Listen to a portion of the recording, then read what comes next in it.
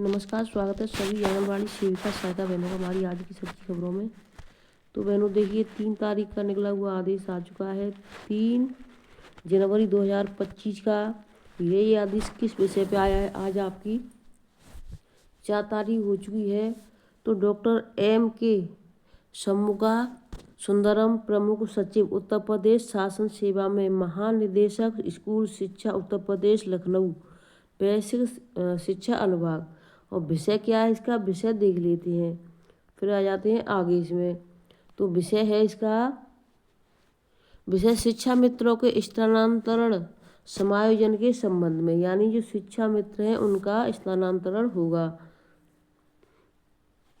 उपयुक्त विषय के अपने पत्रांक संख्या दिनांक 14 अक्टूबर 2024 का कृपया समय ग्रहण करने का कष्ट करें, जिसके द्वारा शिक्षा मित्रों के स्थानांतरण समायोजन के संबंध में प्रस्ताव उपलब्ध कराया गया है। तो बहनों जिनके घर में उनकी बेटी है, बहू है या बेटा है, जो कोई भी है, अगर उनका कहीं बाहर है तो उनका स्थानांतरण करवाने के लिए आप उनको भी बता सकते हैं। अगर उनके पास आदेश नहीं आया है तो शिक्षा मित्रों के स्थानांतरण समायोजन के संबंध में, तो देखिए जो बाहर हैं वो अपने निजी स्थान पर आ जाएंगे। कैसे क्या करना है इसमें? शिक्षा मित्र के स्थानांतरण के संबंध में निम्नलिखित श्रेणी के शिक्षा मित्रों को सम्मिलित किया जाएगा। अब इसमें श्रेणी भी बनाई जाएंगी, ऐसा नहीं कि सीधे सीधे तौर पर हो जाए।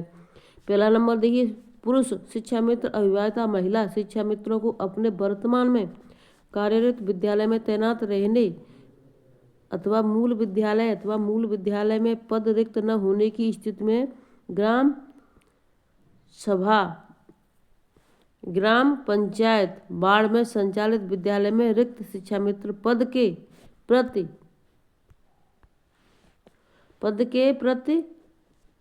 पद स्थापित किए जाने के संबंध में उनके द्वारा विकल्प दिया जा सकेगा। यानी जो जेंट्स है वहाँ पर, और उसके अलावा फिर कोई अविवाहिता महिला है तो वो वहाँ जा सकती है और वो पुरुष वहाँ आ सकता है, यानी अपनी जगह पर। तो इस तरीके से है वहाँ पर।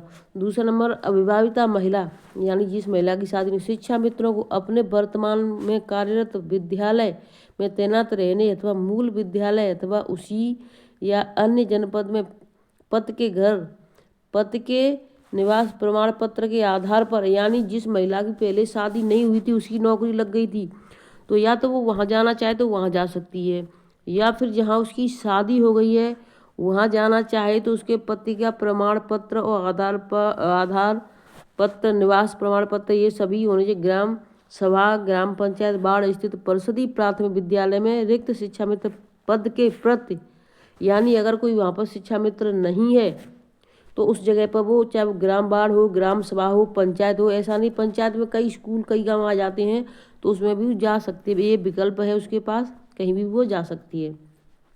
तीसरा नंबर है, जिन शिक्षा मित्रों के द्वारा अपने कार्यरत विद्यालय में ही पद स्थापित किए जाने का ही एक विकल्प दिया जाता है तो ऐसे आवेदन पत्रों पर किसी कार्रवाई की आवश्यकता नहीं होगी। यानी जो कोई, चाहे वो शिक्षा मित्र महिला हो या पुरुष हो, वो अपना ही विकल्प एक चुनती है कि मुझे कहीं नहीं जाना, मुझे अपने मूल पहले जहाँ से मेरी शुरुआत हुई थी वहीं जाना है, तो उनके पास कोई विकल्प नहीं है। बहुत अच्छा है, बिना कार्रवाई के वो वहीं पर आराम से जा सकते हैं वापस। अब इसमें आगे और है बिंदु संख्या 4, अतिरिक्त स्थानांतरण समायोजन के प्राप्त आवेदन पत्रों के आधार पर ही जिला स्तरीय गठित समिति द्वारा निर्धारित भारांक एवं रिक्त के सापेक्ष शिक्षा मित्र पद का शिक्षा मित्रों के स्थानांतरण समायोजन की कार्यवाही राष्ट्रीय सूचना विज्ञान केंद्र NIC लखनऊ द्वारा विकसित सॉफ्टवेयर पोर्टल के ऑनलाइन प्रणाली द्वारा जनपद स्तर पर जाएगी। यानी ये पोर्टल के द्वारा जनपद स्तर से जाएगी। जिला बेसिक शिक्षा अधिकारी एवं खंड शिक्षा अधिकारी के दायित्व, तो देखिए इसमें जिला शिक्षा अधिकारी के क्या वो करेंगे इनके लिए, और खंड शिक्षा अधिकारी के क्या है। मानव संपदा पोर्टल के डाटा के आधार पर ऐसे परिषदीय विद्यालय कक्षा 1 से 5 तक, कंपोजिट विद्यालय कक्षा 1 से 8 तक जहां शिक्षा मित्र कार्यरत न हो, उनमें शिक्षा मित्र की 2 रिक्तियां चिन्हित की जाएंगी। यानी उसमें हर स्कूल में प्राथमिक विद्यालय में एक महिला एक पुरुष होता है, तो जहाँ पर नहीं है तो उसकी रिक्तियाँ भेजनी है की जाएंगी। एवं जहाँ शिक्षा मित्र एक शिक्षा मित्र कार्यरत हो वहाँ पर एक शिक्षा मित्र की रिक्तियाँ, यानी 2 जगह खाली है वहाँ पर कोई नहीं है तो दोनों जगहों की बताना है। अगर एक है एक नहीं है तो महिला है पुरुष है ये भी बताना है। आगे नीचे है नक्सल प्रभावित क्षेत्रों वाले उल्लेखित जिलों में उन विद्यालयों में जहाँ एक भी शिक्षा मित्र कार्यरत नहीं है वहाँ पर शिक्षा मित्रों की 3 रिक्तियाँ चिन्हित की जाएंगी। यानी जहाँ पर कोई शिक्षा मित्र नहीं है शुरू से वहाँ पर 3 रिक्तियाँ दिखाई जाएंगी। एक शिक्षा मित्र कार्यरत है वहाँ पर 2 रिक्तियाँ, यानी यहाँ पर एक है वहाँ पर 2 रिक्तियाँ दिखानी है। देख लेना इसमें साफ साफ लिखा है। जहाँ पर 2 शिक्षा मित्र कार्यरत है वहाँ पर एक, यानी जहाँ पर 2 लगे हुए हैं पहले से तो वहाँ पर एक दिखानी है। जहाँ पर एक लगा है वहाँ 2 दिखानी है। जहाँ कोई नहीं है वहाँ 3 दिखानी है, यानी जहाँ खाली है यहाँ पर 3 दिखानी है। यहाँ पर एक है वहाँ 2 दिखानी है और जहाँ पर 2 है वहाँ एक दिखानी। तो इनका यानी उल्टा करके दिखाना है जिससे कि वहाँ पर दूसरे शिक्षा मित्र आ सकें। आगे है देखिए जिला वैश्विक शिक्षा अधिकारी द्वारा उनके जनपद में परिषदीय विद्यालय कंपोजिट विद्यालय कार्यरत व पंजीकृत समस्त शिक्षा मित्रों का सेवा इतिहास एवं समस्त विवरण प्रथम तैनाती वाले मूल विद्यालय से संबंधित विवरण अद्यतन कराते हुए उनके प्रथम तैनाती से लेकर अद्यतन कार्यरत विद्यालय तक समस्त विवरण जैसे कार्य मुक्त एवं कार्यभार ग्रहण आदेश का तिथि सहित विवरण मानव संपदा पोर्टल पर अनिवार्य रूप से फीड अद्यतन कराना सुनिश्चित किया जाएगा। तो बहनों अब आपके समझ में आ चुका होगा कैसे क्या करना है।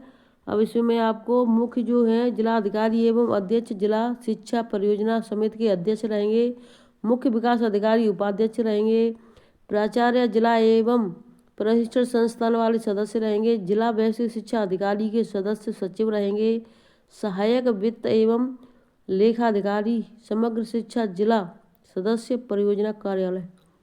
प्राप्त आवेदन पत्रों के अधिभार निर्धारण के मानक निर्देश शिक्षा मित्रों के स्थानांतरण समायोजन के संबंध में यदि एक पद के प्रति एक से अधिक संख्या में आवेदन प्राप्त होते हैं तो उस स्थिति में विद्यालय आवंटन हेतु भारांक का निर्धारण निम्नवत किया जाएगा। यानी एक जगह जहाँ पर खाली है वहाँ के लिए एक से अधिक 4 लोग या 3 लोग वहाँ पर करते हैं अप्लाई कि यहाँ के लिए हमें जाना है तो वहाँ पर दिक्कत होगी। प्रत्येक पूर्व संविदा वर्ष के लिए एक अंक का यानी 20 भारांक मिलेगा। वहाँ पर 1 अंक के 20 होंगे। असाध्य या गंभीर रोग ग्रसित शिक्षा मित्र स्वयं पति या पत्नी अविवाहिता पुत्र पुत्री है उसके लिए 10 अंक प्राप्त होंगे। दिव्यांग शिक्षा मित्र स्वयं पति या पत्नी अविवाहिता पुत्र पुत्री है उनके तो उनके 10 अंक। ऐसे शिक्षा मित्र जिनके पति या पत्नी सरकारी सेवा भारत सरकार, भारतीय थल सेना, भारतीय वायुसेना, भारतीय नौसेना केंद्रीय इनमें है तो उनके लिए 10 अंक। एकल अभिभावक है यानी शिक्षा मित्र है उसकी पति नहीं है या उसका पति नहीं है तो अकेले है तो उनके पुत्र पुत्री अकेले है तो पालन करने के लिए उसको भी 10 अंक मिले। तो इस तरीके से उसके कितने अंक बनते हैं इस तरीके से फिर उसका चयन किया जाएगा। तो बहनों PDF लंबा है बहुत और ये आदेश आप सभी देख सकते हैं। सभी ये आदेश निकला है आपका 3 तारीख का। तो आपकी समझ में आ चुका होगा कि अब कैसे क्या करना है। तो वीडियो को मैं यहीं पर रखती हूँ, फिर मिलते हैं आपसे नई अपडेट के साथ। लेकिन 2-4 केंद्रों के आदेश आ चुके हैं और दूसरे जिलों के तो उनको भी दिखा देती हूँ मैं। ये देखिए लखनऊ में अभी ठंड में आंगनबाड़ी केंद्रों में अवकाश की मांग लखनऊ की है। ये आंगनबाड़ी केंद्रों के बच्चे इन दिनों पड़ रही ठंड की चपेट में आ सकते हैं। ठंड को देखते हुए परिषदीय स्कूलों को तो बंद कर चुके हैं लेकिन आंगनबाड़ी केंद्र बंद होने का कोई आदेश नहीं जारी नहीं हो सका। इस स्थिति में महिला आंगनबाड़ी कर्मचारी संघ के आंगनबाड़ी केंद्र भी बंद करने की बात कही है। परिषदीय स्कूलों में 31 दिसंबर से शीतकालीन अवकाश हो चुका है जो 14 जनवरी तक चलेगा। ठंड में विद्यालय बंद है लेकिन आंगनबाड़ी केंद्र खोले जा रहे हैं। बच्चों के स्वास्थ्य की चिंता रखने वाली महिला आंगनबाड़ी कर्मचारी संघ की जिलाध्यक्ष रामदेवी, उपाध्यक्ष शशिपाल, महामंत्री दीप्ति रेणु यानी उन्होंने सबने ये कहा है कि ठंड के समय आंगनबाड़ी केंद्रों में भी शीतकालीन अवकाश होना चाहिए। तो देखिए लखनऊ में और इसी तरीके से देखिए ये भी DM को आदेश दिया गया। प्रतापगढ़ में आंगनबाड़ी डीएम से शीतकालीन अवकाश की मांग। आंगनबाड़ी कर्मचारी संघ की शीतकालीन अवकाश की मांग जिलाधिकारी से की है। अध्यक्ष कुसुमा कुरील ने बताया कि परिषदीय विद्यालय में 31 तक, कक्षा 8 तक के विद्यालय यानी उसमें भी कक्षा 14 तारीख तक 31 से 14 तक है। आंगनबाड़ी केंद्रों में पढ़ने वाले विद्यार्थियों के लिए भी शीतकालीन अवकाश जारी किए जाने की मांग जिलाधिकारी से की है। उन्होंने कहा कि ठंड और शीतलहर में 3 से 6 आयु वर्ग के विद्यार्थियों को पठन पाठन में परेशानी हो रही है। ऐसी स्थिति में बच्चों को बीमार होने की संभावना बढ़ सकती है। तो बहनों, हापुड़ का आदेश आ चुका है, ये भी आपका 14 तारीख तक है। 2 जनवरी से 14 जनवरी तक आंगनबाड़ी केंद्रों का अवकाश हो चुका है। तो अब बाकी सभी आदेश मैंने आपको दिखा दिए हैं।